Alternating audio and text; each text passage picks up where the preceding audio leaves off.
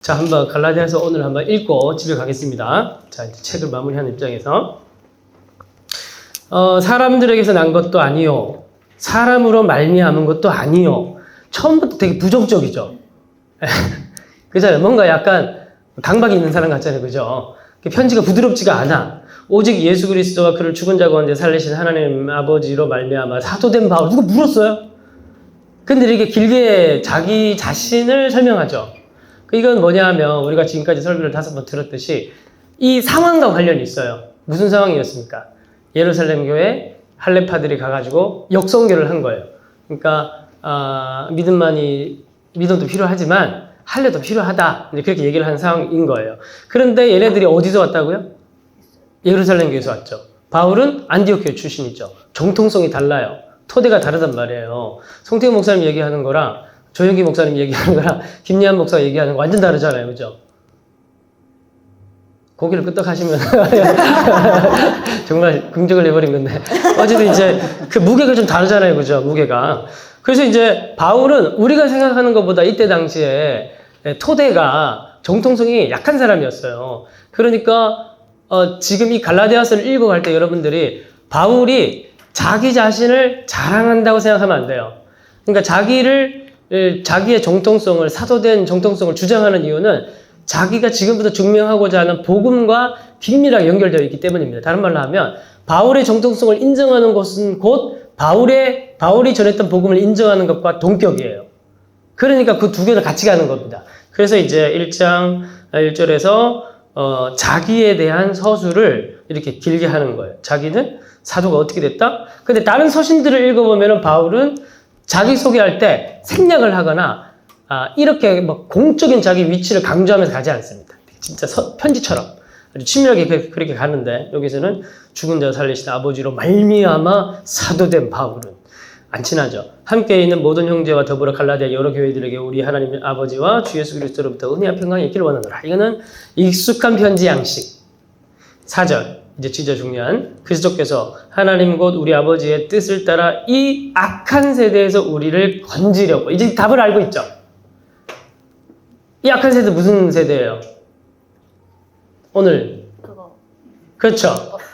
뭐 말 그대로 그렇죠. 공중건세. 공중건세. 그리고 그 공중건세 잡은 자가 세상을 주도하고 질서를 잡아가려고 하는 그 영적 질서, 그 총체적인 걸 얘기를 하는 겁니다. 그리고 그걸 오늘 본문에서는 또 다른 표현으로 뭐라고 얘기했죠? 세상 초등학문이라고도 표현을 했어요. 그리고 여기서는 또 뭐라고 하냐면 이걸 악한 세대라고 하는 겁니다. 근데 바울의 머릿속에는 염두에 두고 있는 메인 테마가 있고 그걸 설명하고 표현하는 방식은 다른 거예요. 그러니까 여기에서 이 서신을 쓸 때 바울은 원포인트입니다. 이 사람들이 할례를 중심으로 해서 그 밑에 종로로 타는 세계관 속에서 나와서 그리스도를 통해서 재편된 그 질서 아래 살아가고 있다는 것을 확실하게 깨닫게 만들어서 자유하고 이제 사랑으로 살아가게 만들기 위한 목표가 있는 거예요. 그러니까 여기서 악한 세대에서 우리를 건지신다는 말은 읽을 때 다른 맥락에서는 그 밑에 잠겨있는 바울의 생각이 다를 수 있지만 4절에서는 악한 세대가 얘기했을 때 우리가 지금까지 들었던 그 세상 풍조, 세상 질서, 가치관, 세계관 그런 게 깔려 있는 겁니다. 근데 거기에서 뭐 하려고? 건지시려고. 그 다음이 중요해요. 우리 죄를 대속하기 위해 자기 몸을 주셨으니. 그러니까 보통 우리는 죄를 대속했다라는 말 하면은 몇 가지 표현만 생각하는데 여기서 죄를 대속했다라는 말과 그러한 세계관 속에서 건져냈다는 말은 동격으로 쓰이는 겁니다. 그러니까 바울에게 있어서 여기에서는. 그러니까 예수님이 죽으신 이유가 뭐냐? 갈라디아 사람들에게 예수께서 왜 죽으셨냐? 이렇게 물으면은 이 사람들은 뭐라고 대답해야 되냐면은 이 세상에 있는 악한 세계관 속에서 그 질서에서 우리를 건지시기 위해서 우리를 위해서 죽으셨다. 이렇게 대답하게 되는 거예요. 그러니까 그런 바울의 목회적인 목표가 4절 아래에 깔려 있는 겁니다. 결국 성경을 읽어간다는 건 표면적인 문자들 밑에 잠겨있는 독자와 저자의 상황, 그 안에 메시지, 이걸 읽어내는 작업인 거예요. 자, 빨리 안 읽냐? 뭐 이런 표정인데. 자, 5장까지 다, 6장까지 다 읽어야 돼. 읽어가다 언제 6장 다 읽으려고 그래. 걱정하시고. 때가 되면 확 갑니다. 갈라면 금방 가요. 자, 5절.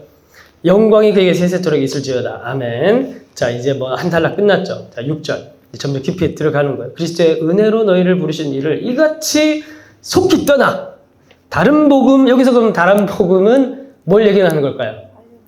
그렇죠. 할례복음. 근데 그 할례복음은 공중권세 잡은 자가 이 세상 풍조, 초등학문, 악한 세대, 그 사람들이 따르는 뭐 질서, 세계관 그런 거예요. 그 다른 복음 따르는 것을 내가 이상하게 여기노라. 이렇게 좋은 걸 너희 받았는데, 예? 그 복음은 뭐예요? 그리스도의 은혜로 부르셨다고 하는 은혜의 복음인 거죠. 이 안에서 대립되는 단어가 있죠. 7절. 다른 복음은 없다. 다만 어떤 사람들이 너희를 교란해서 그리스도의 복음을 변하게 하려 함이라. 그러나 우리나 혹은 하늘로부터 온 천사라도 우리가 너희에게 전한 복음 외에 다른 복음을 전하면 저주를 받을지어다. 근데 참 여기서 특이한 표현이 뭐냐면 그것도 복음이죠. 근데 다른 복음이죠. 그 복음이란 말이 이제 기쁜 소식이니까 어떻게 보면은 그 오늘 제가 얘기를 했던 인스타에 그런 걸 보면서 월 수익 2, 3천 보자. 복음이죠. 기쁜 소식이잖아요. 근데 다른 복음이죠. 그죠? 그런데 우리가 이 사람들이 원래 받았던 복음은 뭐냐면 그리스도의 은혜로 받은 그리스도의 은혜의 복음. 완전 색깔이 다른 거예요. 두 개 다 색깔이 다른 겁니다. 그죠? 우리가 전에 말하였거든요. 내가 지금 다시 말하노니 만일 누구든지 너희가 받은 것 외에 다른 복음을 전하면 저주를 받을지어다. 원래 여기 감사단락인데 이제 내가 사람들에게 좋게 하랴 하나님에게 좋게 하랴 사람들의 기쁨을 구하랴 내가 지금까지 사람의 기쁨을 구하는 거였다면 그리스도 종이 아니니라. 그러면 이 말은 무슨 말이냐면 할례 복음을 전했던 그 사람들은 그런 복음을 전했을 때 사람들이 어색해했다 어색해하지 않았다. 어색해하지 않았다. 그렇죠. 왜냐하면 사실은 사람들에게 좋게 하는 복음이니까. 월 수익 2, 3천 보자. 딱 들어서 기분 좋잖아요. 그게 진짜라면. 딱 들으면 기분 좋잖아요. 그죠? 할례 복음이 딱 얘기를 했을 때 설명이 필요 없는 직관적인 복음이었어요. 다른 복음. 근데 이 시대를 살아가고 있어 그 시대나 지금 이 시대나 그러니까 제가 전에도 말씀드렸지만 성경 안에는 특히 신약 성경에 두 개의 구조가 흐르고 있습니다. 하나는 뭐냐면 옛 시대. 예를 들어서 바늘 아날로그 시기라고 합시다. 그 다음에 이 속에 예수님이 가지고 들어온 새로운 시대가 있어요. 새 시대. 이게 하나님 나라를 가지고 왔다 이렇게 얘기를 해요. 그게 디지털 시기더라고요. 그럼 같이 쓰죠. 같이 쓰는데 겹쳐있는 시대인 거예요. 이걸 가리켜서 종말을 기다리는 종말의 시대라고 합니다. 종말은 왔어. 그러니까 새 시대가 들어온 거지. 근데 옛 시대가 끝나지 않았어. 겹쳐있는 거예요. 그러니까 바울이 쓸 때 그때에 이렇게 얘기를 하면은 그때는 무슨 어디냐면 저 먼 태고 쪽 시대가 아니라 이 겹쳐있는 시대의 이전 시대를 얘기를 하는 거예요. 그러니까 다른 복음, 악한 세대, 여기 들어가 있는 거. 그러니까 결국 구원이란 뭐냐면 이 세대를 건져내서 요 세대로 옮기는 겁니다. 근데 4장 가보면 믿음이 오기 전, 믿음이 온 후 이렇게 얘기하죠. 그 전은 뭐냐면 이 세대에 들어가 있었던 전. 그 다음에 구원이라는 거 여기 나와서 여기 들어와 있는 지금 현재. 이 두 개의 시대로 구분을 하는 겁니다. 그래서 11절 형제들아 내가 너에게 알게 하노니 내가 전한 복음은 이제 자기 복음의 정통성을 주장을 하는 겁니다. 왜냐하면 얘네들이 지금 예루살렘 교회에서 온 정통교회에서 온 사람들의 얘기를 들으면서 지금 의심하고 있기 때문에 뭘? 바울을. 그리고 바울을 의심하면 당연히 모두 의심되는 겁니까? 바울이 전한 복음도 의심이 되고 그래서 예수 그리스도의 자기는 12절 보니까 내가 사람에게 받은 게 아니다. 배운 것도 아니다. 오직 누구한테 받았어요? 예수 그리스도의 계시로 말미암았다. 내가 이전에 유대교회에 있을 때 이제 자기 이제 설명 쭉 하는 겁니다. 1장 13절부터 해서 2장 14절까지 엄청나게 많은 분량으로 자신의 정통성을 주장하는 거예요. 다시 말씀드리죠. 왜 이렇게 긴 단락으로 자기 정통성을 주장하냐? 무엇과 연결되어 있기 때문에? 복음, 자기가 전하는 은혜의 복음과 연결되어 있기 때문에. 자, 한번 변명 들어봅시다. 내가 이전에 유대교회에 있을 때 행한 일을 너희가 들었거니와 하나님의 교회를 심히 박해하여 멸하고 내가 내 동족 중 여러 영갑자보다 유대교를 지나치게 믿어 내 조상의 전통에 나도 뭐에 열심히 썼다? 나도 할례를 받았고 그 할례의 질서에 원래 충성스러운 자였다.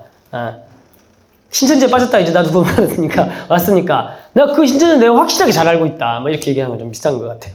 그러나 내 어머니의 태로부터 나를 특정하시고 그의 은혜로 나를 부르시니까.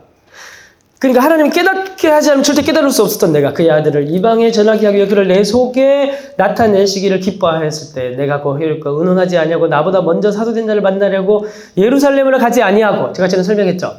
그러니까 원래 그러니까 다메섹으로 올라가는데 예수님 만나고 바로 그러면 예루살렘 교회 가가지고 내가 지금 받은 영이 다른 영인지 예수의 영인지 확인받지 않고 바로 자기가 어디로 갔다는 겁니까? 아라비아, 사우디아라비아가 아니라 여기는 그러니까 에돔 쪽, 그쪽으로 이제 간 겁니다. 나바테아 왕국이라고 해요. 그 시대 당시에는. 다시 다메섹으로 돌아갔고, 그 후에 몇 년, 여기 중요합니다. 3년 만에 어디로 간 겁니까? 예루살렘으로 간 거예요. 3년 만에. 그러면 이 사이에 바울은 누구도 만나지 않고 독자적인 뭘 세웠다? 신학의 체계를 가지고 있었던 거예요. 자기의 이제 이 가지고 있는 전환기 복음이. 그래서 그와 함께 15일을 머문 동안 주의 형제 야고보 외 다른 사도들을 보지 못했다. 보라, 내가 너에게 쓰는 것은 하나님의 거짓말이 아니다. 그 후에 내가 수리아와 갈라 길리기아 지방에 이르렀으나 그리스도 안에 여러 유대의 교회들이 나를 얼굴로는 알지 못하고 얼굴로 모를 정도로 교제가 없었다는 거예요. 그만큼 자기는 진공 상태에서 복음을 받은 사람이라는 거예요. 예? 다만 우리를 박해하던 여러분들이 얘기하면 안 됩니다.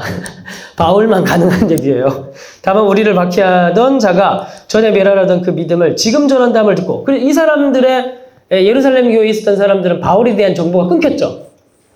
3년 동안 끊겼죠. 근데 이 사람들이 남아있었던 정보는 바울이 박해하던 자였죠. 예수 믿는 사람들을. 박해하던 자였는데 이제 다시 정보가 시작되는데 그게 뭐냐면 믿음을 전한 다음을 듣고 그 사람이 변화되어서 복음을 전해 하나님께 영광을 돌리니라. 1장이 다 이해됐죠? 네. 예, 이렇게 설교 듣고 보면 샥 다 가는 거예요. 6장까지 가면 다 이해됩니다. 2장 1절. 시간이 또 얼마나 지나요? 14년이 또 지나요.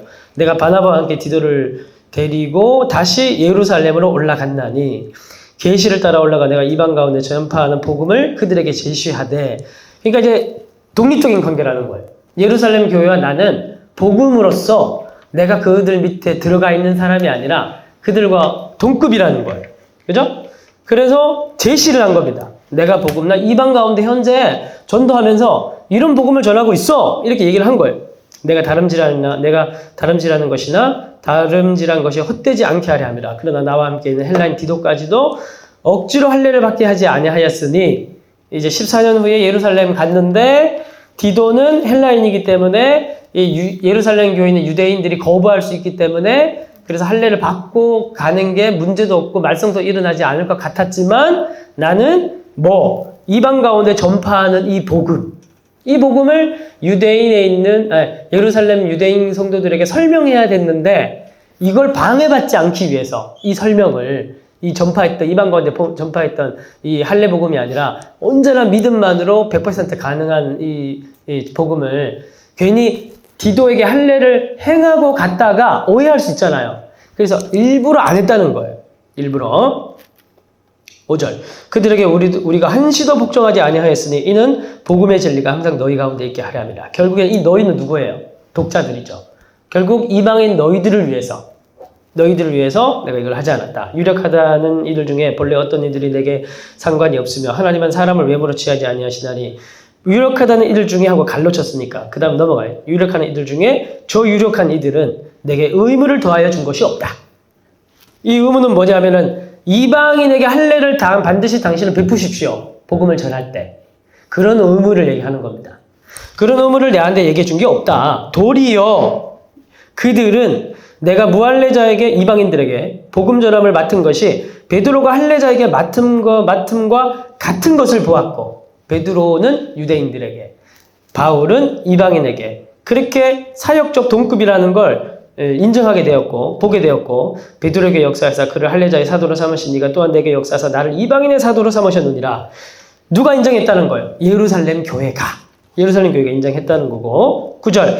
또 기둥같이 여기는 야고보와 게바와 요한도 내게 주신 은혜를 알므로 나와 바나바에게 친교의 악수를 하였으니 우리는 이방인에게 그들은 할례자에게 가게 하려 함이라. 그러니까 인정했다는 거예요. 예루살렘 교회가 바울이 진짜 각 잡고 예루살렘 교회 갔는데 그 교회 가서 일어나게 된 일이 뭐냐 하면은 예루살렘 교회에 있는 최고의 지도자들 야고보, 베드로, 요한이 너는 너의 복음을 가지고 이방인에게 가서 그대로 전하라. 그게 맞다, 옳다. 너의 복음은 틀림없다. 그렇게 공적으로 인정을 해줬다는 거예요. 10절. 다만 우리에게 가난한 자들을 기억하도록 부탁하였으니 왜냐하면 예루살렘 교회 그때 당시 큰 가뭄이 들었어요.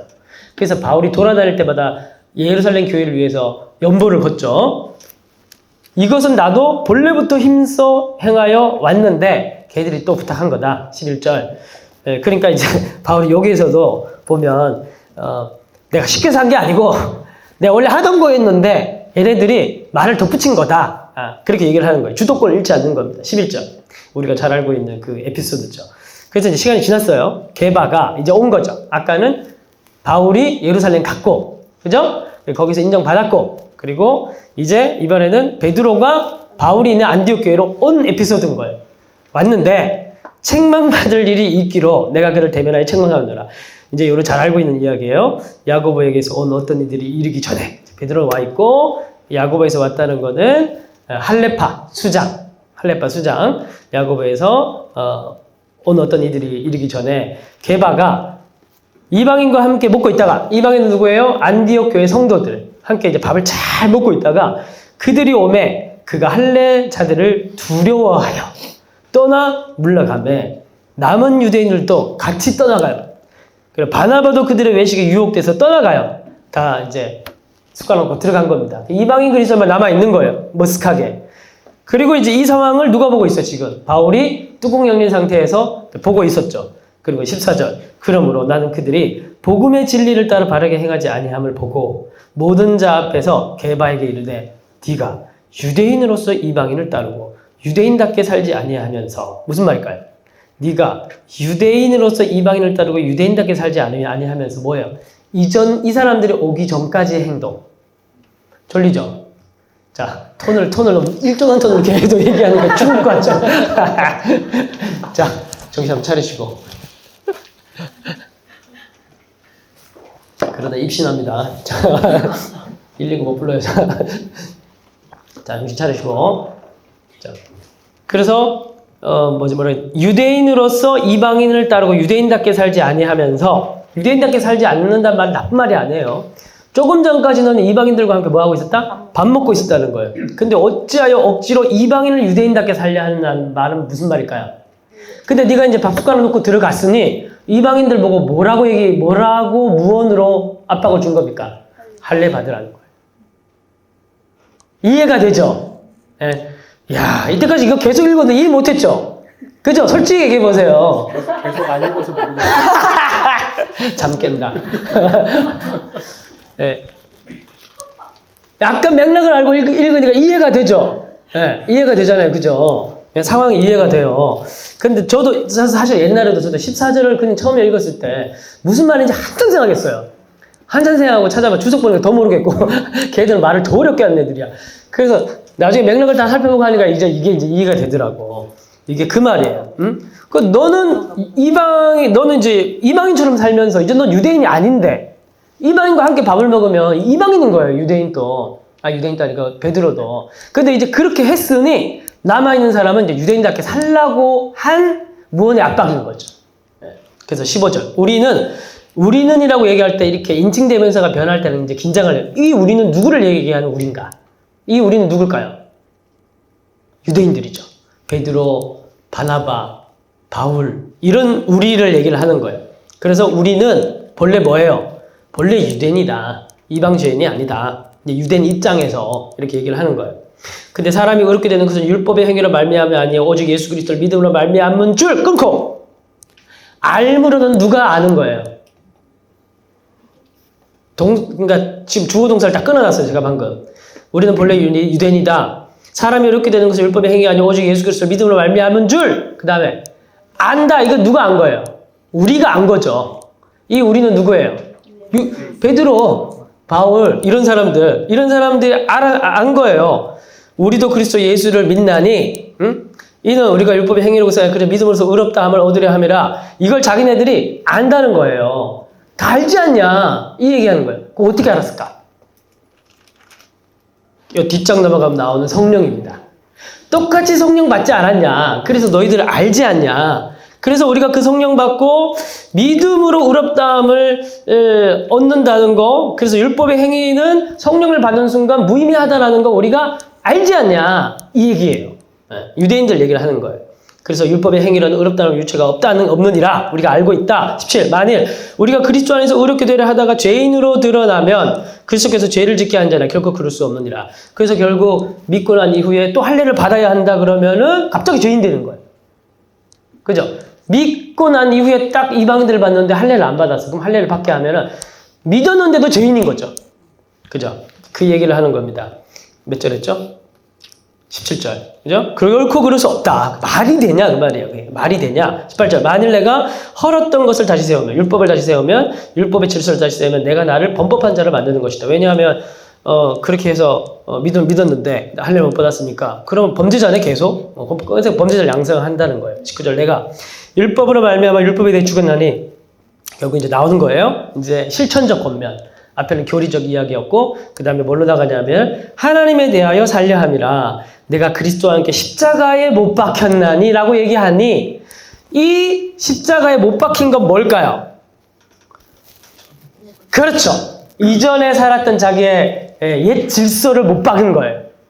정과 욕심과 세상의 질서를 따랐던 그 할례로 표현되어지지만, 그 할례라는 단어를 마구 우리가, 그 공중권세 잡은 질서 잡은 자가 사용하고 있는 그 많은 컨텐츠들, 그런 걸 다 바꿀 수가 있는 거예요. 그걸 어떻게 다 했다는 겁니까?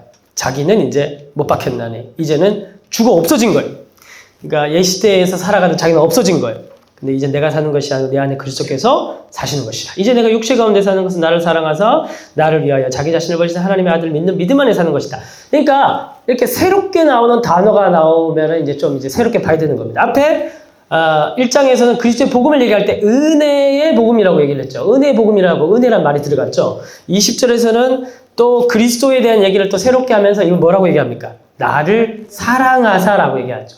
그러니까 이 질서는 어떤 질서냐면 은혜와 사랑의 나라인 거예요. 그런 표현들. 그래서 하나님 아들을 어떻게 믿는 믿음 안에서, 제가 오늘 설교 시간에 사랑 안에서 머물러라. 사랑 안에 머물러라. 근데 그 번역이 이상하게 돼 있다 그랬죠. 헬라 원문에 보면 정확하게 사랑 안에 머물러라. 그렇게 돼 있어요. 바울의 표현은 거의 일정합니다. 약간 병 있는 사람 같아요. 그러니까 엔 크리스토라는 말이 있어요. 그리스도 안에라는 말인데 그리스도 안이라는 말이 127번 사용됐습니다. 바울 13개의 서신 안에. 학자들이 조사를 해봤는데 엔 크리스토란 말이 그리스도 안, 그리스도 안, 그리스도 안. 이게 바울의 입버릇처럼 원래 그 사람이 많이 사용하는 단어가 그 사람의 세계관이잖아요. 바울에게 있어서 구원이라는 그림은 그리스도 안에 들어가 있는 상태를 가리켜서 구원의 상태라고 봐요. 자, 그래서 여기서도 보면 뭐냐면 못 박혀서 죽어버렸고 이제 나를 사랑해서 나를 위해 죽으신 하나님의 아들, 그걸 어디? 믿음 안에 들어가 있는 거예요. 그 안에 내가 하나님의 은혜를 패하지 아니오니 만일 의롭게 되는 것이 율법으로 말미암았으면 그리스도께서 헛되이 죽으셨느니라. 이제 3장 넘어가서 이제 메타작합니다. 어리석도다. 갈라디아 사람들아, 예수께서 십자가 못 박히신 것이 너희 눈앞에 밝히 보이거늘, 은혜의 복음이 밝히 보이거늘, 그 말이에요. 사랑의 복음이 밝히 보이거늘, 그 율법의 질서 할례 받고 그 밑에 들어가서 종노릇하고 두려워하는, 이거 받지 않으면 뭔가 안 될 것 같은 그 옛 초등 학문의 질서 안에 들어가서 드러누워 있는 너희들 얼마나 한심하지 않냐? 누가 너희를 꾀더냐? 내가 너희에게서 다만 이것을 알려 하노니, 이제 중력을 얘기합니다. 아까 유대인으로서 알게 됐다고 얘기했죠. 믿음의 질서를. 그래서 율법의 행위는 쓸모없는 것이라고 유대인 바나바나 베드로나 바울이나 알게 돼버렸다고 했죠. 그래서 바울이 공개적으로 야단을 쳤지만 베드로가 뭐라고 얘기했는지 한마디도 안 나왔죠. 사도행전도 안 나오고. 그러니까 그 얘기를 하는 순간 이해한 거예요. 덧붙일 말이 없는 겁니다. 베드로도. 왜냐하면 그분도 성령을 받은 자이기 때문에. 그러면서 그 할례 복음들이 다 무의미하다라는 걸 깨달았기 때문에, 그 질서가 끊어져 버렸기 때문에 그걸 자연스럽게 경험적으로 안 겁니다. 그걸 다시 이방인들에게도 똑같이 지금 상기시키고 있는 거예요. 이해가 되시죠? 2장 후반부는 유대인들의 성령 경험, 3장 초반부는 이방인들의 성령 경험, 그걸 하면서 확실하게 경험적으로 옛 질서를 끊어버렸다는 것을 다시 상기시키는 거예요. 그래서 누가 꾀더냐? 2절. 성령 받은 것이 율법의 행위로냐? 할례 받고 받았냐? 믿음으로냐? 너희가 이같이 어리석으냐? 성령으로 시작했다가 이젠 육체로 마치겠느냐? 너희가 이같이 많은 괴로움을 헛되이 받았냐? 과연 헛되냐? 너희는 너희에게 성령을 주시고 너희 가운데서 능력을 행하시는 이의 일이 율법의 행위에서냐? 혹은 듣고 믿음에서냐? 이건 뭘 얘기를 하냐 하면 그들이 경험했던 거. 그걸 이제 쫙 장면 틀어주듯이 쫙 설명을 한 거예요. 이렇게 얘기하면 그 사람, 이 독자들은 바울에게 복음을 들으면서 그들이 성령 받고 뜨거웠고 믿음을 아멘하면서 그들의 마음 가운데 성령께서 그들의 마음을 만지시면서 이제 새롭게 거듭난 그 영적인 그 경험들이 이제 막 떠오르는 것, 설득을 하는 장면인 거예요. 설득을 하는 장면. 6절. 아브라함의 하나님을 이제 단락이 넘어가는 겁니다. 이제 구약 성경을 예로 들면서 결국 지금 무엇과 무엇의 싸움이에요? 할례 복음, 그 다음에 믿음의 복음, 두 개의 싸움이죠. 그러면 여러분 보세요. 이 유대인들이 와서 할례 복음을 전했는데 유대인들의 언약의 조상은 누구예요? 아브라함이죠. 그러면 이런 논리로 가는 겁니다. 바울은 로마서도 똑같이 이런 논리로 가는데 아브라함이 그들의 믿음의 조상인데 아브라함이 믿음으로 의롭다함을 받기 전에 할례를 받았어요? 아니면 믿음으로 의롭다함을 받고 난 이후에 할례를 받았어요? 그리고 말을 잘못했습니다. 아브라함이 먼저 있었어요? 아니면 율법이 먼저 있었어요? 아브라함이 훨씬 먼저 있었죠. 그것도 얼마 전에 있었을까요? 아주 오래 전에 있었어요. 네. 몇백 년 전에 있었어요. 아브라함이 거의 2000년대 사람이니까, 율법은 시내산에 줬으니까 1400년 정도. 500~600년 전에 아브라함 사람이었고, 율법은 그 다음에 훨씬 몇백 년 뒤에 주어진 거예요. 근데 율법이 있기도 전에 아브라함은 이미 율법이 없어도 의롭다함을 받았고 믿음의 조상이 됐죠. 그걸 얘기하는 거예요. 아브라함이 하나님을 믿음에 그것을 그에게 의로 정하였다는 것 같습니다. 그런즉 믿음으로 말미암은 자들은 아브라함의 자손인 줄 알지어다. 또 하나님이 이방을 믿음으로 말미암아 의로 정하실 것을 성경이 미리 알고 먼저 아브라함에게 복음을 전하되, 아브라함이 받은 것도 복음인데 아브라함은 무슨 복음을 받았냐면 믿음의 복음을 받았다는 거예요. 모든 이방인의 너로 말미암아 복을 받으리라 하였느니라. 이거 제가 조금 전에 설명드렸습니다. 설교 시간에. 그러므로 믿음으로 말미암는 자는 믿음이 있는 아브라함과 함께 복을 받느니라. 결국 아브라함의 자손 유대인, 그럼 누가 유대인이냐? 이게 혈통으로 된 사람들이, 율법을 가진 사람들이, 율법 아래에 있는 사람들이, 할례 받은 사람들이, 절기를 지키는 사람들이 유대인이 아니라 아브라함처럼 믿음으로 의롭다함을, 믿음의 길을 따르는 사람, 믿음의 원리 안에 있는 사람들이 아브라함의 자손이라는 말이에요.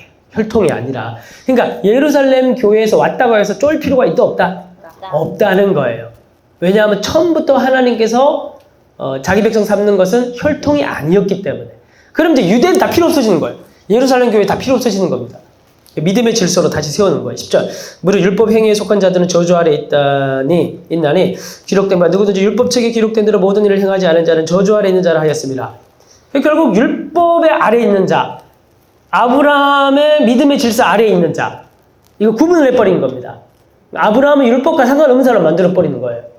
아브라함의 질서 아래 들어가 있는 자는 믿음의 원리로 들어가 있는 자들이고 율법의 원리로 들어가 있는 자는 저주 아래 들어가 있는 자예요.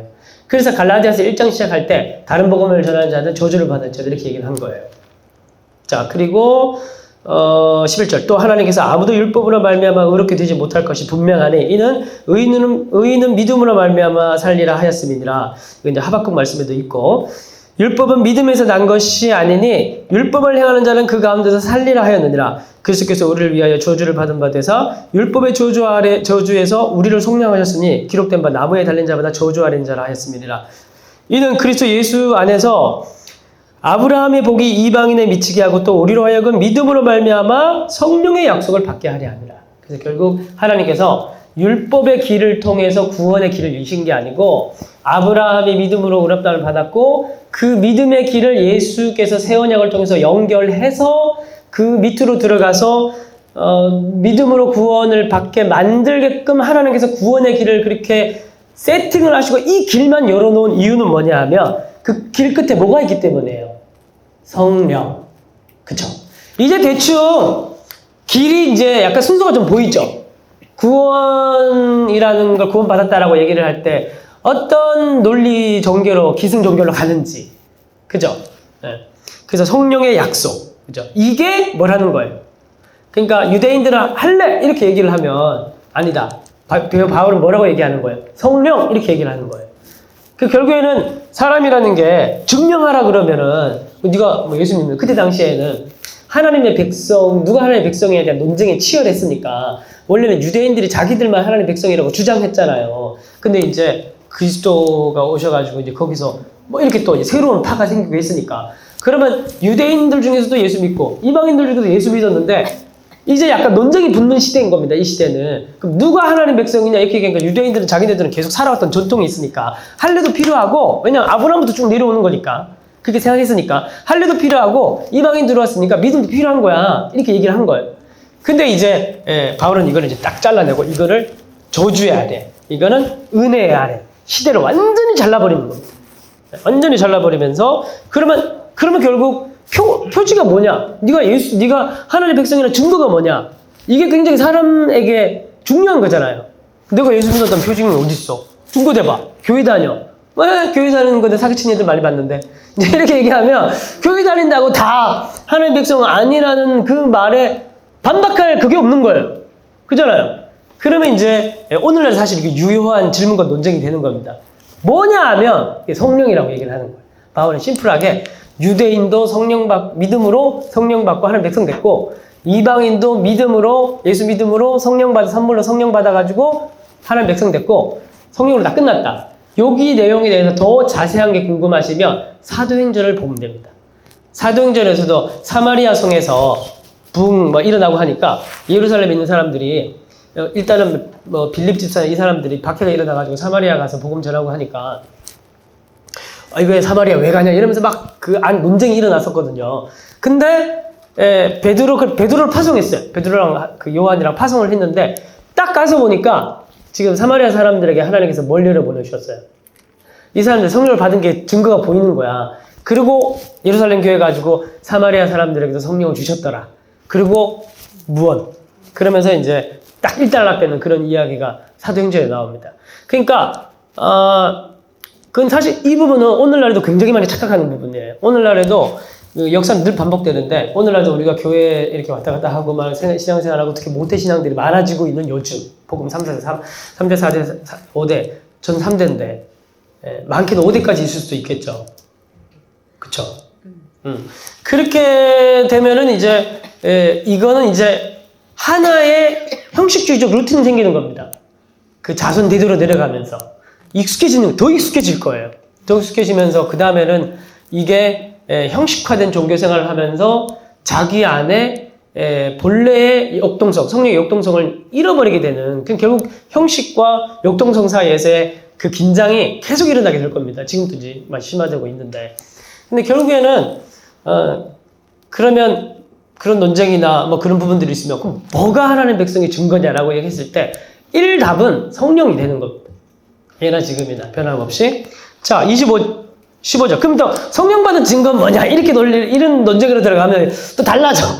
섹터가 달라져. 그건 나중에 때가 되면 또 한 번 더 합시다. 자, 15절.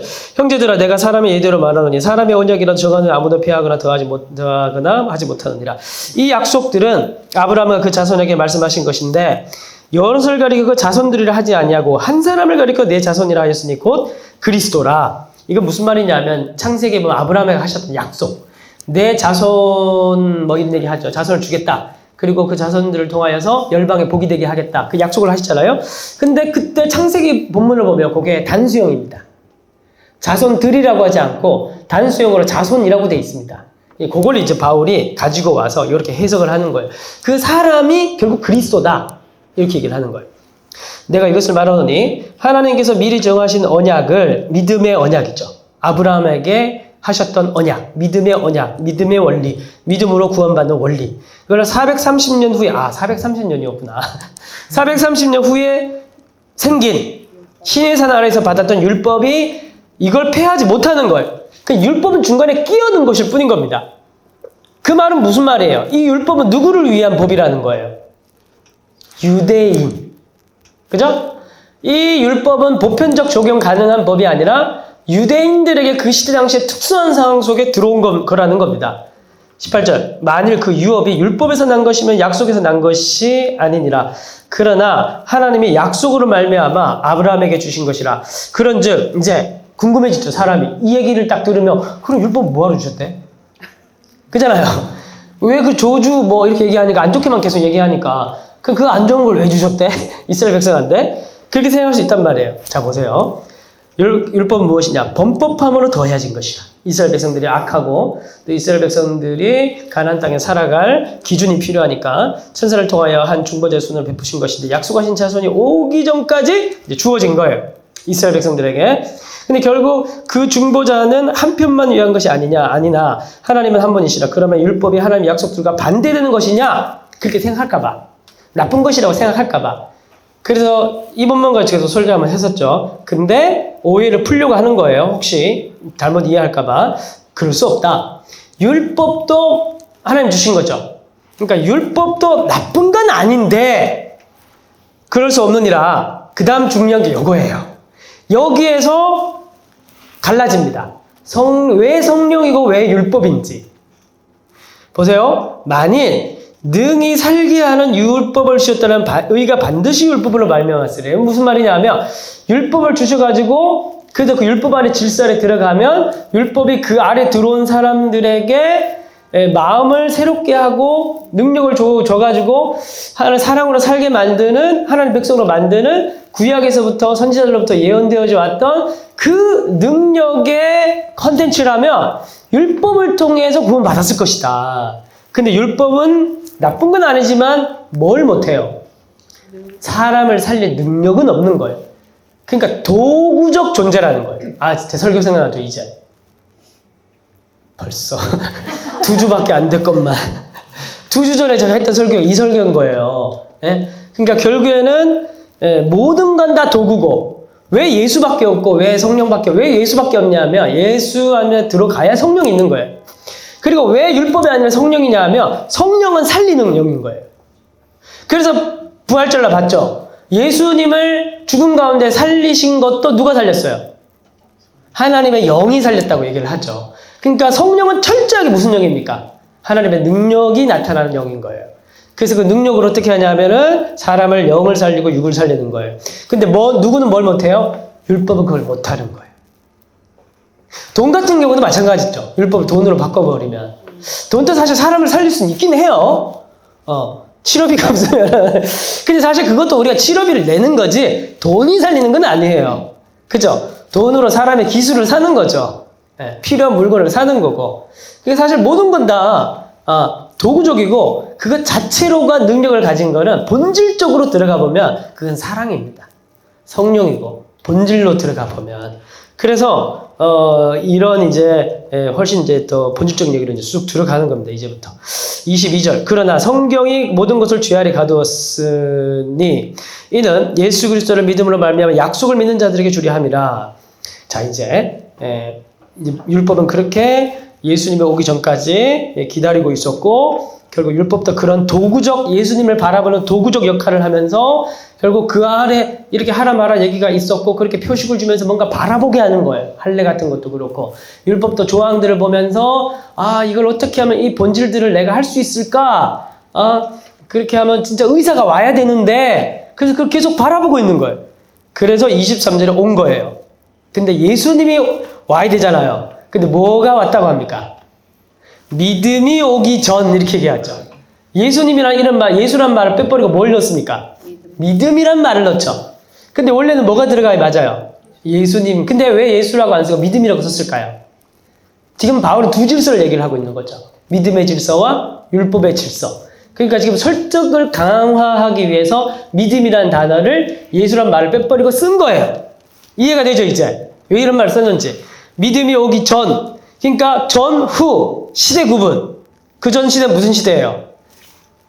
우리를 살릴 수 없는 것들 밑에 들어가서 살릴 수 있는 줄 알고 착각하면서 종로를 타고 있었던 시대.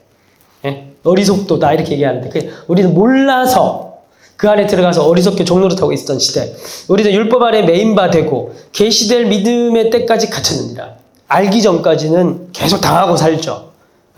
그래서 제일 권력자들 제일 두려워하는 게 민중들의 계몽. 민중들의 계몽이 일어난 프랑스 대혁명이 일어나니까, 혁명이 일어나니까 어떻게 해서든지 그 아래 가둬두려고 그리고 노력을 하는 겁니다. 그게 바로 공중권세 잡은 자. 이같이 율법이 우리를 그리스도께로 인도하는 초등교사에 우리로 하여 믿음으로 말미암아 의롭다함을 얻게 함이라.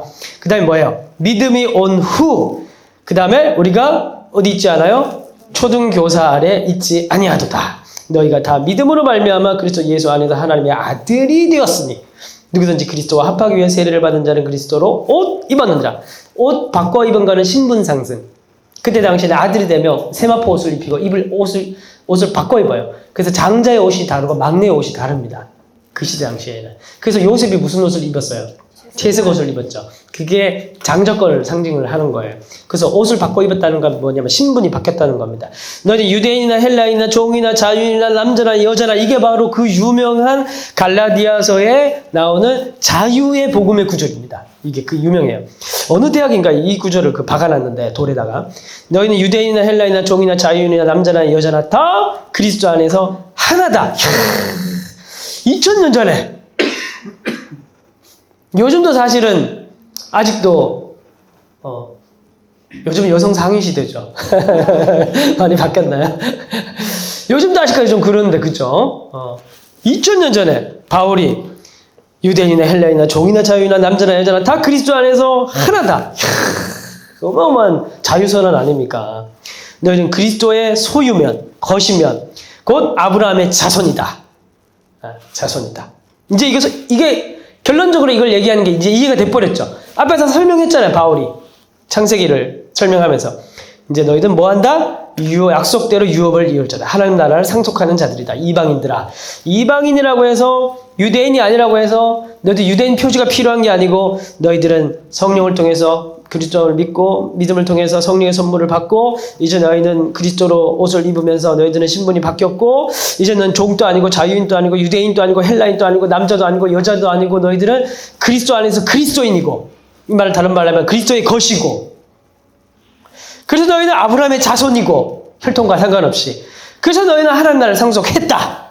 이렇게 28구절에서 딱 선언하는 겁니다. 1장부터 쭉 보면서 3장 28구절 보니까 느낌이 어때요? 아, 다르죠. 우리 방기태 성도님 다르죠? 네? 다르잖아요. 복음을 깨달은 자의 얼굴이야. 저 광채나고 있는 거 모르죠? 그냥 읽을 때 머리 쫙 보니까 어때요? 딱 보이잖아요. 그죠? 다릅니다. 다르죠. 이게 통독이에요. 이게 원래 그냥 통독입니다. 이게 통독이에요. 자, 4장 봅시다. 이제 절반 넘어갔어요. 내가 또 말하노니 유업을 이을 자가 모든 것의 주인이나 무슨 말이에요? 옷 바꿔 입었잖아요. 장자잖아요. 유업 받았잖아요.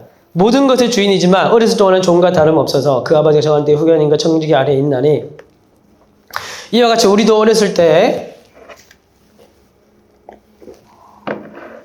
이 세상의 초등함을 아래에서 종로를 타 있다니 원래 받을 자였지만은 이제 그런 기간이 필요했다는 거예요. 때가 참에 시대적인 얘기를 하고 있어요. 시대적인 얘기. 또 때가 참에라고 하는 건 뭐냐면 그 전 때는 무슨 때예요? 이제 예수님 오시기 전 그 시대. 그러니까 그 계몽이 일어나기 전. 하나님이 그 아들을 보내서 여자에게서 나게 하시고 율법 아래 나게 하신 것은 누구를? 예수님을 일부러 어디에서? 여자에게서 나게 하시고 또 어디에서 나게 하셨어요? 율법 아래 나게 하시고 무슨 말이에요? 유대인으로 태어나게 하시고 율법 아래 있는 자들을 성령하시고 우리로 아들의 명분을 얻게 하려 하심이라. 그러니까 결국 그게 아무것도 아니고 별거 아니고 그걸로 구원받지 못하는 사실을 그런 이제 과정을 나게 하셔가지고 보여주셨다는 겁니다. 4절 너희가 아들임으로 하나님이 그 아들의 영을 우리 마음 가운데 보내사 아바 아버지라 부르게 하셨다. 그래서 결국 우리의 상속받고 하나님 나라의 백성이 된 것도 무엇 때문이다? 아들의 영이 우리 가운데 보내졌기 때문에 우리가 하나님을 아바 아버지라 부르게 될 수 있었다는 거예요. 그러므로 내가 이후로는 종이 아니요 아들이니 아들이면 하나님의 말미암아 유업을 받을 자들아. 똑같은 말 계속 반복하고 있어요. 8절 그러나 너희가 그때는 딱 나오죠. 이제 그때면 언제예요? 때가 예수님. 아니 이 그때는 어느 그때예요? 우리 개인으로 봤을 때. 그렇죠. 이 시대 전 시대. 아날로그 시대, 옛 시대, 세상 공중권세 잡은 그 속에 들어가 있어서 깨닫지 못하고 번개치듯 바바박 치면서 성령께서 우리 속에 멈춰 세우고 돌아서게 만든 그 시점 이전 시대, 그게 그때 개인적으로. 그리고 너희가 그때에는이라고 얘기하니까 하나님을 알지 못하여 본질상 하나님이 아닌 자들에게 종노릇. 이제 뭘 얘기하는지 알죠? 여러분들, 그죠? 이제는, 이게 얘기하죠. 전에는, 그때에는, 이제는, 여러분, 앞으로 바울서신을 13권이나 있잖아요. 바울서신을 보실 때, 전형적인 바울의 워딩입니다. 전에는, 이제는, 요거. 다른 책들 보세요. 반복해서 나옵니다. 전에는, 이렇게 얘기하면 뭘 생각하라고? 그 전 시대. 이제는 하면 뭐예요? 예수님을 믿고, 이제 하는 지금 새로운 질서의 시대. 그 시대 구분이에요. 이제는 너희가 하나님을 알 뿐 아니라 이것만으로 부족하지 않은 거예요.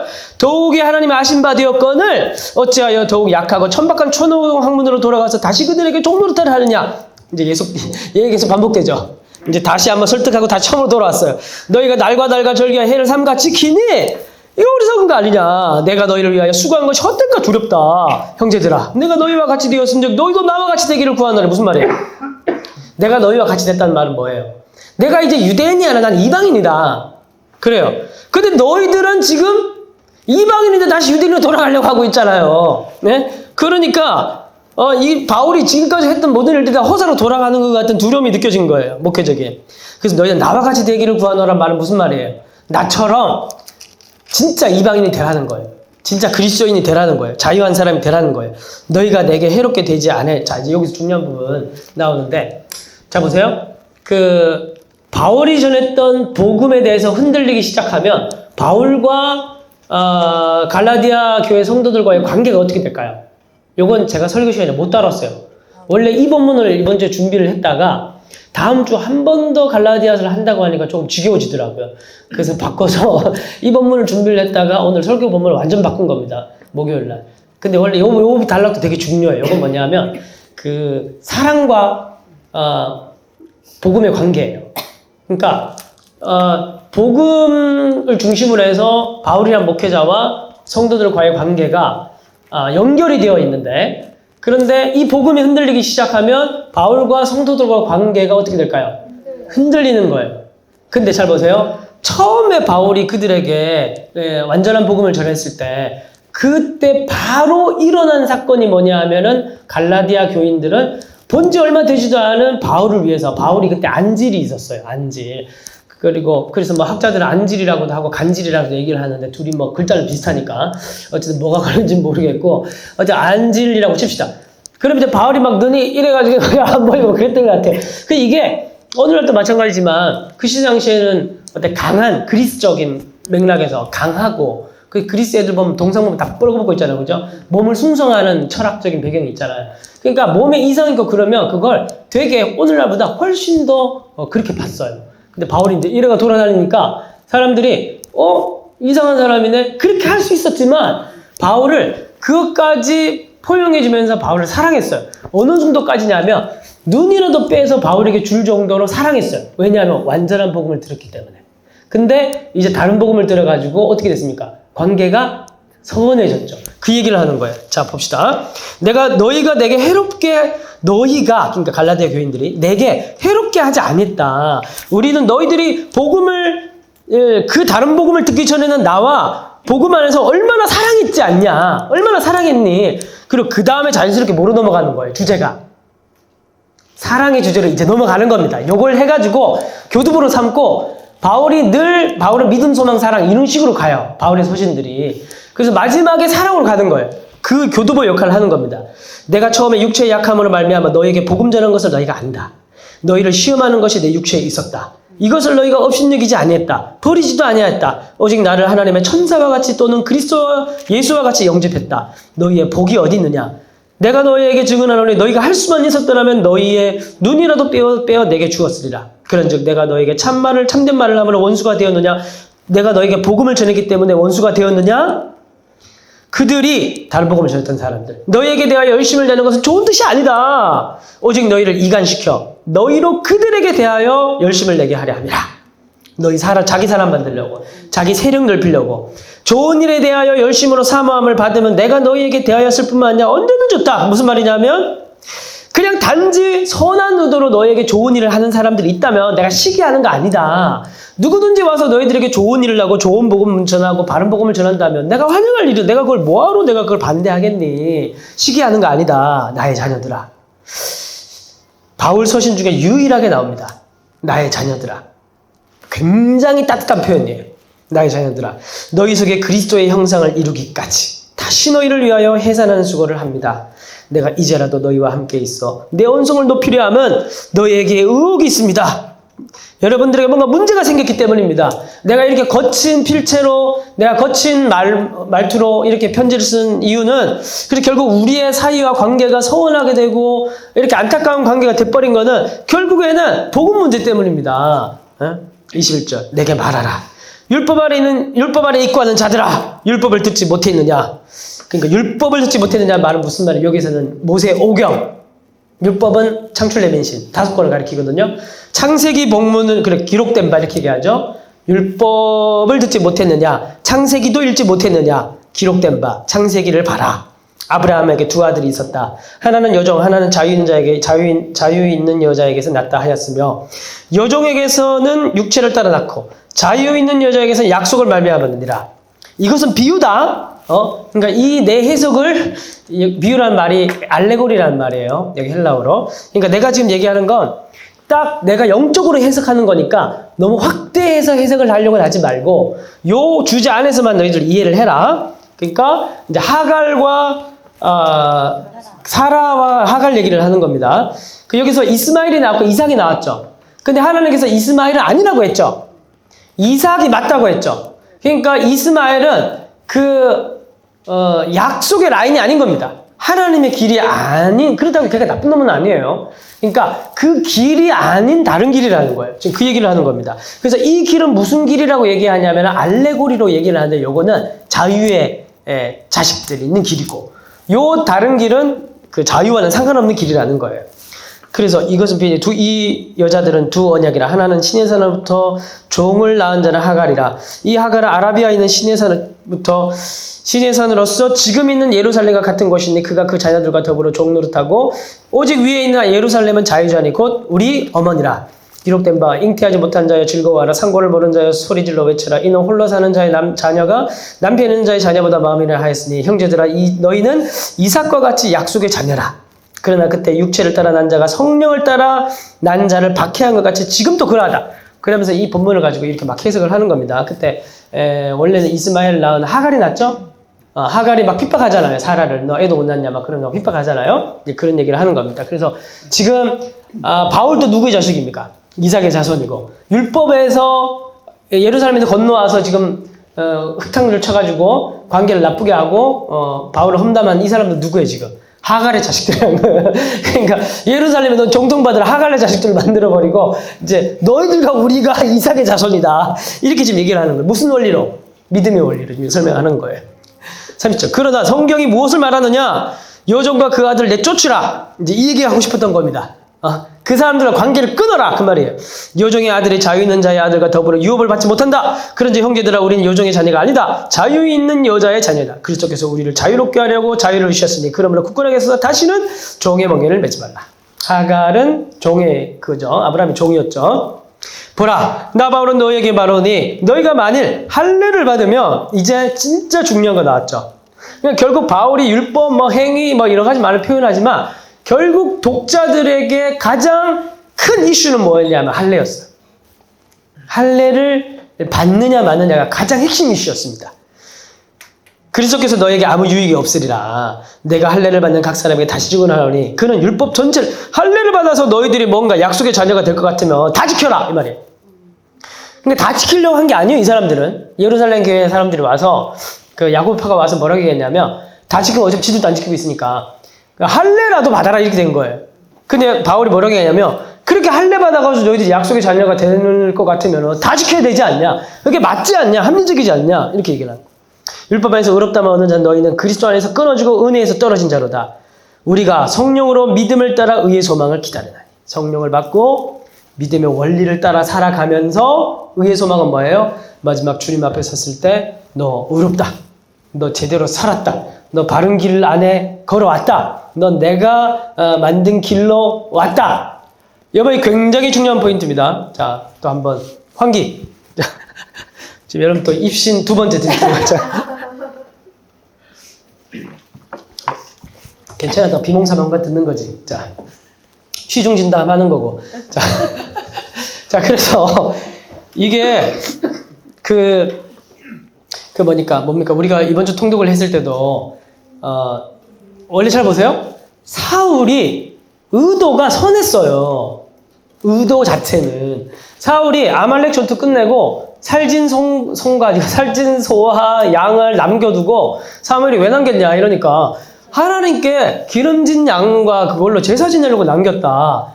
그러면 하나님이 좋아하실 줄 알죠. 이게 굉장히 중요한 겁니다. 이게 성경을 읽고 우리가 신구약 쭉 보면 굉장히 중요한 거예요. 그래서 사랑이라는 것도 막 우리가 보통 이제 막 은혜 받고 그러면 진짜 그래 사랑하라고 하니까 겁나 열심히 사랑해야지. 그러면서 근데 그 사랑이 집에 가서 애들 패고 애들 패는 게 사랑이라고 생각할 수 있어 없어요? 우리 아버지가 그랬거든. 저희 아버지가 이제 어릴 때 잠언 말씀을 열어두면서 잠언 말씀에 무슨 구절이 있었는데 애들 잘 되게 하려면 많이 패야 된다. 막 그런 말씀이 있어요. 패야 된다고는 안 써 있어요. 패야 된다고 안 써요. 매질해도 죽지 않는다. 아직 그런 말씀이 있었어. 그것만 딱 떼가지고. 자, 이거 봐. 읽고. 그렇게까지는 안 했는데, 어쨌든 이제 그걸로 이제 우리 예대 어른들이 그렇게 했어요. 근데 제가 그걸 어떻게 이해하게 됐냐면, 우리 아버지는 왜 이렇게 패했을까? 언제 이해했냐면, 그 명절에 아버님이랑 이제, 작은아버지 다 모였는데, 막 얘기하는 거를 들어보니까, 할아버지는 더 팼어. 그러니까 옛날 어른들은 사랑을 패는 거라고 생각을 했던 것 같아요. 참 중요한 게 뭐냐면, 사랑도 배워야 됩니다. 사랑도 배워야 돼요. 근데 보통 이거를 못 배우고 사랑을 자기 마음대로 하는 경우가 굉장히 많다는 거예요. 잘 보세요. 그래서 사울은 의도가 그 의도만 보면 진짜인지 가짜인지 모르겠지만은 하나님께 기름진 양을 드리겠다고 한 건 의도는 괜찮잖아요. 근데 하나님이 원래 원했던 건 뭐였어요? 진멸이거든요. 안 바치는 걸 원했다는 거예요. 안 바치는 걸 싹 다 없애버리고. 그게 하나님께서 요구하시는 게 들어드리는 게 사랑이에요. 하나님을 사랑하는 거. 또 사울만이 아닙니다. 하나님이 다윗을 사랑하셨죠. 다윗도 하나님을 사랑하죠. 근데 법궤 이야기 지난주 봤죠. 법궤 이야기 볼 때 다윗이 첫 번째 법궤를 모시고 가는데 법궤는 고앗 자손이 어깨 매게 돼 있어요. 율법에 보면. 근데 다윗이 평소 성경을 안 봤다가 삼육을 안 했던가 봐. 얘가 이걸 수레에 싣고 가죠. 그러니까 막 소가 싣고 가다가 막 들썩들썩 하니까 막 법궤가 들렁들렁 하니까 이제 우사가 막 딱 잡았다가 즉사하잖아요. 그죠? 거기선 성경이 딱 이렇게 명식으로 나와 있지는 않은데 시작부터 잘못된 거예요. 여러분 통독보다 하다 느꼈는지 모르겠지만 그 다음에 2차로 가죠. 2차로 갈 때 어깨 맵니다. 보셨어요? 네. 어깨 매요. 그게 뭐냐면 그러니까 이제 무사 통과 들어가는 거예요. 다윗이 하나님도 다윗을 사랑하고 다윗도 하나님을 사랑하지만 중요한 건 뭐냐면 하나님을 사랑할 때는 하나님이 원하는 방법으로 사랑해야 되는 거예요. 근데 이거는 하나님의 사랑을 받는 자들이 우리가 이웃을 사랑하고 다른 사람을 사랑할 때도 마찬가지입니다. 하나님이 원하는 방법으로 사랑을 해야 돼요. 그리고 막 사랑한다고 하는 게 중요한 게 아니고 그래서 중요한 건 사랑은 행동학적 개념이 아니고 관계적 개념이라는 거예요. 머무는 개념이라는 거. 그래서 그게 굉장히 중요한 부분입니다. 왜냐하면 사랑이라는 게 우리에게 또 다른 행동학적 개념으로 다가오고 행위적 개념으로 다가오기 시작하면 그건 또 다른 할례복음이 되는 거예요. 그러면 또 다른 자괴감이 빠지기 마련인 거예요. 그잖아요. 그러니까 늘 중요한 게 뭐냐면 하나님 우리에게 원하시는 건 양이 아니에요. 내가 이걸 못한다고 하더라도 우리가 지금 미혼모 시설에 에어컨 2대를 지금 놔드리기로 했잖아요. 바로 또 연락이 오더라고요. 다른 데서 연락 와가지고 자기가 이제 임직원 가격을 해줄 수 있다. 회사에서. 그래서 이걸 좀 돕고 싶다. 돈은 없지만 임직원 가격을 해줄 수 있으니까 이제 혹시 놓게 되면은 정말 싸게 해드릴 테니까 좀 해달라. 이제 이렇게 해서 연락이 왔더라고요. 그렇게 해서 우리 이렇게 하지만 사실 대한민국에 있는 모든 미혼모 시설에다가 에어컨을 다 놔줄 수는 없어요. 그러니까 결국에는 뭐냐 하면 우리는 사랑이라는 걸 생각하고 뭔가를 이렇게 실천을 하고 이렇게 할 때 이것 행위의 양과 해결 싸가 되어야 된다라는 그런 강박이라는 것에 벗어나야 된다라는 거예요. 그래서 구약 성경에서 늘 얘기를 할 때 뭐냐면 과부하고 나그네를 돌봐야 하는 이유를 왜 돌봐야 하냐 하면 거기에는 우리의 구원의 모양이 있기 때문에 해야 된다고 얘기를 해요. 하나님께서 너희가 이집트에 있을 때 너희들 노예였고 그랬기 때문에 너희들을 구원했는데 너희들이 과부와 고아와 나그네를 돌봐야 하는 이유는 너희들이 그때 구원의 은혜를 기억하게 하기 위해서 그 방식을 요구를 하시는 거지. 그러니까 구원에 머무르도록 하기 위해서 그러한 사역을 요구하는 거지 이걸 위해서 우리를 불렀다고 생각하면 그때부터 문제가 생긴다는 거예요. 이해가 되십니까? 굉장히 중요한 부분이에요. 그렇다고 그래서 그럼 이제는 이제 뭐 안 도와도 되겠네 이게 아니고 극단적이에요. 보면 항상 보면 그게 아니고 그러니까 뭘 하더라도 우리가 기둥과 뿌리를 잡고 열매를 맺는 원리와 태도를 놓치게 되면 늘 주인과 객이 바뀐다는 거야. 굉장히 중요한 부분이라는 거예요. 그 중요한 건 하나님은 크시기 때문에 너무 염려하지 않아도 돼요. 하나님은 사실은 다 하시기 때문에. 그걸 또 믿는 게 믿음이고. 자, 7절. 너희가 그 사랑으로서 역사하는 믿음. 그죠? 사랑과 믿음은 같이 가는 거예요. 사랑과 믿음은 같이. 사랑 따라가도 안 되고, 믿음만 가도 안 되고, 바른 복음이 전해졌을 때, 바울과 성도들이 함께 자연스럽게 사랑의 열매를 맺었듯이, 그리고 다른 복음이 들어가면 자연스럽게 서로 이상해지는 거죠. 사랑으로서 역사하는 믿음. 너희가 7절. 다름질을 잘 하더니 누가 너희를 막아 진리를 순종하지 못하게 하더냐. 그 권면은 너희를 부르신 이에게서 난 것이 아니라 적은 누룩이 온 땅에 퍼지느니라. 나는 너희가 아무 다른 마음을 품지 아니할 줄을 주 안에서 확신하노라. 그러나 너희를 요동하게 하는 자는 누구든지 심판을 받으리라. 형제들아, 내가 지금까지 할례를 전하는데 어쩌여 지금까지 박해를 받았으리요.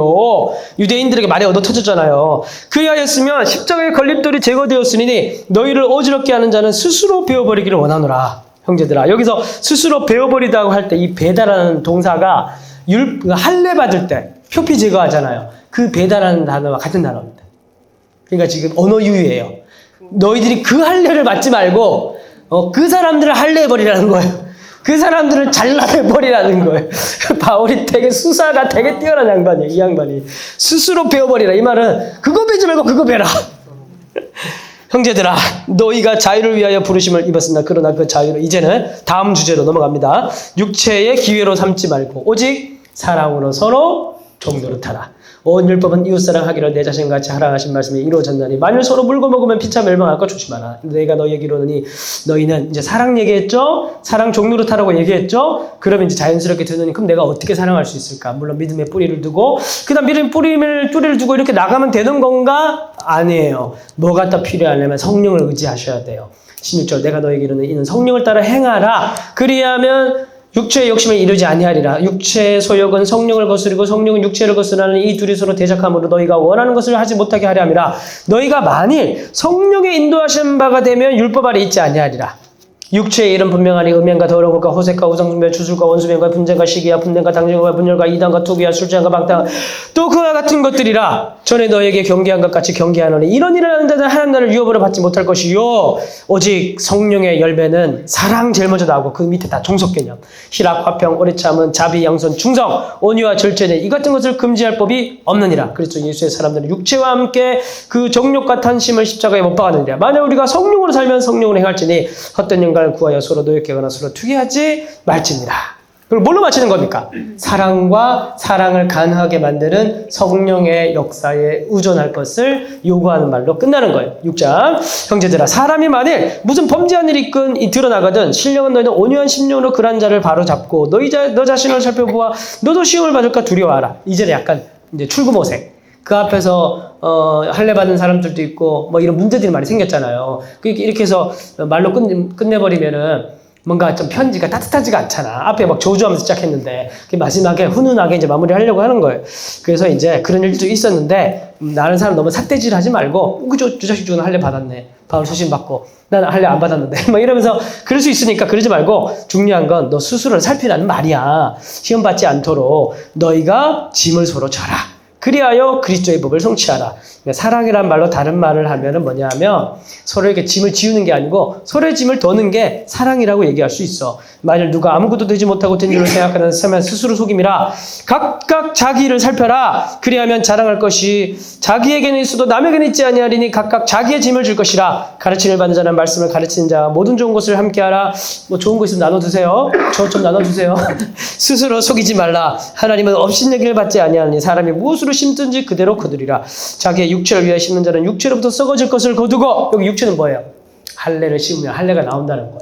그러니까 아무런 생명을 줄 수 없는 것을 자꾸 심고 살아가면 나중에 뭐가 나오겠어요?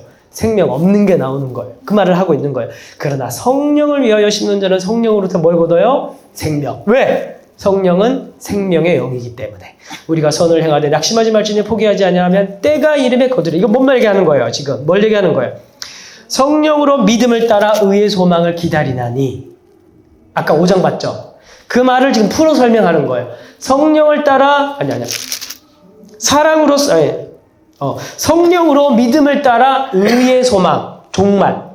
주님 앞에 섰을 때 소망이잖아요. 미래적 개념이잖아요. 주님 앞에 섰을 때 그래 너 수고했다. 이 충성된 종아.